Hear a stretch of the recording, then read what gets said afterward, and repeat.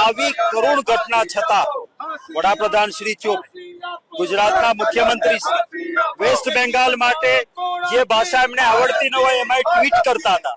આજે ગુજરાતના ચૂપ ભાજપ વાળા કેન્ડલ માર્ચ કાઢતા હતા.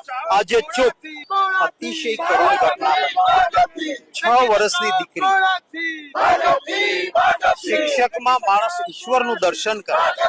આ શાળાનો પ્રિન્સિપાલ ગાડીમાં બેસાડીને લઈ જઈ બળાત્કાર કરવાની કોશિશ થાય. દીકરી રડવા માટે, દીકરી ચીસો પાડવા માટે તો એનું ગળું દબાવી અને કોઈ રીઢો ગુનેગાર હોય એમ આખો દિવસ લાશ ગાડીમાં નાખે અને એ પછી સાંજે જ્યારે વિદ્યાર્થીઓ બહાર નીકળી જાય એ પછી લાશને બહાર સ્કૂલમાં મૂકવાની, સ્કૂલ બેગને ક્લાસરૂમ સામે મૂકવાની, ગાડીને ધોવા ગોધરા લઈ જવાની. આ એક રીઢા ગુનેગાર જેવું કૃત્ય.